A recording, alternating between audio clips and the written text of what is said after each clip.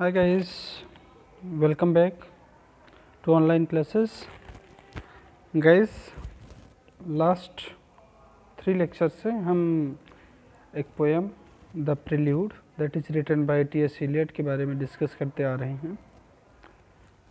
आज इसी पोएम का थर्ड लेक्चर है और इस पोएम के हम थर्ड पार्ट को डिस्कस करेंगे। जैसा कि मैंने आपको इंट्रोडक्शन में एक्सप्लेन कर दिया था कि this poem is divided into 4 part and every part is a short poem। तो चलिए आज हम इसके थर्ड पार्ट को डिस्कस करते हैं। और जैसा कि मैंने पहले ही आपको बताया था कि इसका हर एक पार्ट एक इमेज को या एक सीन को हमारे सामने प्रेजेंट करता है। ठीक उसी तरह से ये जो थर्ड पार्ट भी है ये भी हमारे सामने एक सीन प्रेजेंट करता है। And this part presents the scene of a dirty lady before us. तो ये हमारे सामने एक डर्टी लेडी का सीन प्रेजेंट करता है और इसके बारे में बताता है। तो देखते हैं। देखिए, you tossed a blanket from the bed, you lay upon your back and waited, you dozed the watched the night revealing the thousand sordid images of which your soul was constituted. They flickered against the ceiling.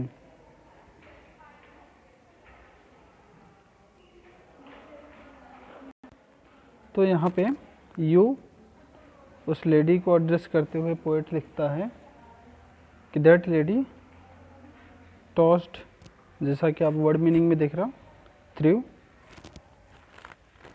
A blanket आपको पता ही है, from the bed.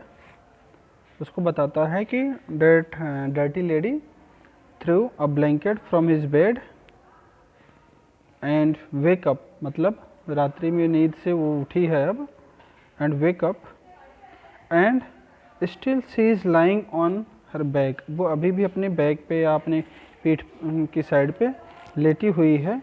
And waiting for something, और वो किसी चीज़ का wait कर रही होती है। And eight the same time she is feeling sleepy, वो उसी टाइम में स्लीपी फील कर रही है। और साथ ही साथ was the night revealing thousand sordid images, और साथ ही साथ वो रात्रि के कुछ या हज़ारों गंदे इमेजेस को फील कर रही है या उनके बारे में सोच रही है।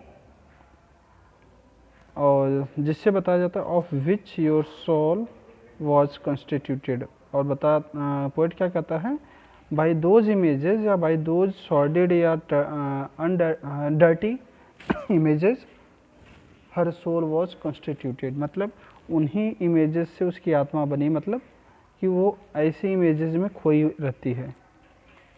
दे फ्लिकर्ड अगेंस्ट द सेलिंग, और वो इमेजेस क्या है, ऐसा लग रहा फ्लिकर्ड मतलब चलते फिरते नज़र आ रहा है। कहाँ? ऑन द सीलिंग, छत के ऊपर। मतलब वो अपने बेड पर लेटी हुई है और वो छत पे देख रही, तो ऐसा लग रहा है कि रात्रि की जो इमेजेस थे डर्टी इमेजेस, वो डर्टी इमेजेस अभी छत पे हलचल कर रहे हैं या चल फिर रहे हैं। तो अभी तक हमने क्या देखा कि वो एक गंदी लेडी के बारे में बात करता है कि वो सुबह नींद से जगती है और वो अपने बेड से एक ब्लैंकेट जो ओढ़ रखा था उसने फेंक देती है, और अभी भी वो पीठ के बल पे लेटी हुई है और किसी चीज़ का इंतज़ार कर रही होती है। और इसी टाइम में वो स्लीपी भी फील करे, मतलब थोड़ा सा निद्रा में भी फील कर रही है अपने आप को। और वो उन इमेजेस के बारे में सोच रही है जिन इमेजेस को वो रात्रि में, पिछली रात्रि में देख चुकी है। और वो फील करती है कि ये इमेजेस सीलिंग पे या छत पे चलते फिरते नज़र आ रहे हैं। तो चलिए देखते हैं। तो in the third prelude the poet presents an image of a dirty lady, she threw the blanket of her bed and lay on her back and waited for something. She dozed and watched the night reveals thousands of perverted, squalid या dirty images that in fact make up your soul। उसको यूँ कह के संबोधित करते हुए कहता है कि वो वहाँ पे लेटी हुई है और उन हज़ारों सॉर्डेड या गंदे इमेजेस के बारे में सोचती है जो पिछली रात्रि में उसके साथ हुए, या पिछली रात्रि में जो जिसको उसने रियलाइज़ किया, फील किया, उन इमेजेस के बारे में सोचती है। और पोएट कहता है कि हर सोल, उसकी सोल जो है लेडी की, वो उसी इमेजेस की बनी हुई, मतलब वो पूरी तरह से उन इमेजेस में खोई हुई है। And she also felt that, वो ये भी फील करती है कि दोज इमेजेस आर फ्लिकरिंग या मूविंग, कहाँ, on your bedroom selling, bedroom के छत के ऊपर, या बेडरूम के अंदर की साइड का जो छत दिखता है जिसको सीलिंग बोलते हो आप, उसके ऊपर वो इमेजेस चलते फिरते नज़र आए। तो सिंपल सा है, आपको समझ में आ गया होगा कि जगने के बाद वो अभी भी बेड पे लेटी हुई है और छत की तरफ देख रही है, और छत पे वो हज़ारों गंदे इमेजेस को देखती है जो रात्रि में उसने फील किया है, जो उसने देखा था। और ये इमेजेस वहाँ पे मूवमेंट में है या चलने, मूविंग पोजीशन में है। आगे देखिए, and when all the words came back and the light crept up between the shutters and you heard the sparrows in the gutters, you had such a vision of street as the street hardly understand। क्या बोलता है, and when all the word come back, जब पूरा संसार वापस आता। पूरा संसार वापस आने का मतलब when the day started या when the next day comes, जब अगला दिन आ जाता है, या the day appears, जब दिन शुरू हो जाता है तब की बात कर रहा है। when the light कहाँ किसकी बात कर रहे हैं, सनलाइट, जब सूर्य की किरणें, क्रेप्ट मतलब क्या होता है, रेंगना वैसे, और क्रेप्ट मतलब यहाँ एंटर्ड, जब वो घुसती हैं कहाँ, बिटवीन द शटर्स के बीच में होती हुई। Eight the same time you heard the sound of sparrow that is coming from gutters, मतलब कि वो वहाँ पे लेटी हुई है और धीरे धीरे दिन पूरा हो जाता है और सूर्य की रोशनी चैनल से या शटर से होती हुई अंदर प्रवेश करती है, और वो ठीक उसी समय स्पैरोज़ के बोलने की आवाज़ को सुनता है, जो कि कहाँ से आ रही है आवाज़, वहीं आसपास कहीं गटर से। You had such a vision of street as the street hardly understand. फिर आगे पोएट कहता है कि that dirty lady had a vision of a street, उसके पास एक ऐसी स्ट्रीट का इमेज है, that is hardly to understand या that is very hard to understand, जिसको समझना बहुत ही हार्ड है। तो आगे देखते हैं क्या कहता है। फिर वो कहता है कि and when she woke up and the word became familiar again, जब वो उठ जाती है और पूरा संसार उसके साथ फेमिलियर हो जाता है, मतलब वो पूरे वर्ड को वापस से देखती है। She could see the light या sunlight entering through the windows shutters and hear the sparrows twittering sound in the gutters outside. तो बताता है कि जब वो उठती है और जब द डे अपीयर, जब दिन आ जाता है पूरी तरह से, शी फील्स या she can see the sunlight that are coming from the windows, that are coming from the shutters. At the same time she also listened the twittering sound of sparrows that was coming from somewhere gutters, किसी gutter से वो आवाज़ आ रही होती है।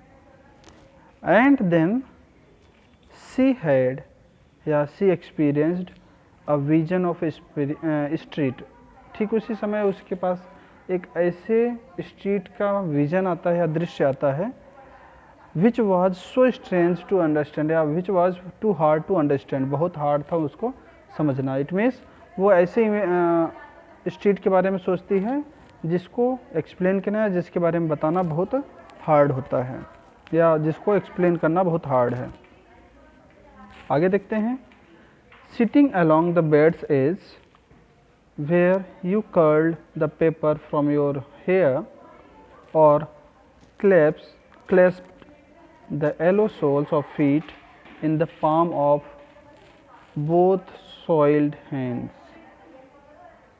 sitting along on the bed's edge। अब वो क्या है, उठ के बैठ जाती है और बेड के किनारे पे बैठी है। जब वो वहाँ पे किनारे पे बैठी रहती है तो वो अपने बालों में कर्ल करती, पेपर्स लगाती है, जो बालों को कर्ली बनाने वाले पेपर्स लगाए जाते हैं उसको लगाती है। क्लैप्स मतलब हो गया होल्ड, पकड़ना।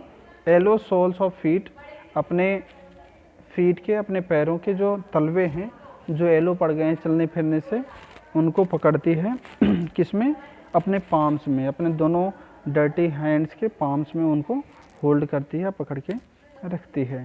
तो ऐसा उसने उसमें बताया। तो देखते हैं क्या कहता है आगे। तो कहता है कि at the time she was sitting on the edge of bed, जब वो बेड के एज पर बैठी हुई होती है, कर्लिंग हर हेयर, वो अपने बालों को क्या कर रही होती है, कर्लिंग कर रही होती है, कर्ली बना रही होती है पेपर्स के through. She was holding her yellow feeds in her dirty hands, और उसने पकड़ रखा था अपने पीले पैरों को या पीले सोल्स को इन हर डर्टी हैंड्स, अपने गंदे हाथों में। कहने का मतलब ये है कि व्हेन शी वोक अप, जब वो उठ जाती है, and when she was sitting on the edge of bed, at the same time she was busy in curling her hair, and she also hold the dirty या yellow soles of his feet in her dirty hands. तो I hope ये आपको clear हो गया होगा। फिर एक बार मैं आपको जल्दी से रिवाइज करा देता हूँ। तो इन द थर्ड स्टेंजा या इन the third part of the poem, the poet presents before us an image of a dirty lady, and said that dirty lady wake up in the morning time. When she wake up, she threw the blanket from his bed, and still she is lying on the bed, and she is waiting for something. At the same time she was feeling sleepy, and she was thousand sordid or dirty images that are moving on the ceiling. And then when she wake up, और जब वो उठ जाती है, she sees या she can see the sunlight are coming through the window, through the shutters, and at the same time she also listen the twittering sound of a sparrow that was coming from somewhere in gutters, and at that time she had a vision of a street that is hardly to understand, that is very hard to understand. And next, when she is sitting on the edge of bed, she was busy in curling her hair, and she also hold the dirty or the yellow soil of his dirty feet in his dirty palm. अपने गंदे गंदे हथेलियों में उसने अपने गंदे पैर के पीले पीले पड़े सोल को पकड़ रखा है या अपने तलवे को पकड़ रखा है। तो ये आपको आई थिंक क्लियर हो गया होगा कि किस लेडी के बारे में बात करा और उस लेडी को कैसे उसने हमारे सामने प्रेजेंट किया। तो I hope this part is also clear to you. फिर भी अगर आपको कहीं कोई प्रॉब्लम हो तो आप हमसे डिस्कस कर सकते हैं। सो आज की क्लास में बस इतना ही, मिलते हैं नेक्स्ट क्लास में नेक्स्ट पार्ट के साथ। तब तक के लिए बाय बाय, थैंक यू।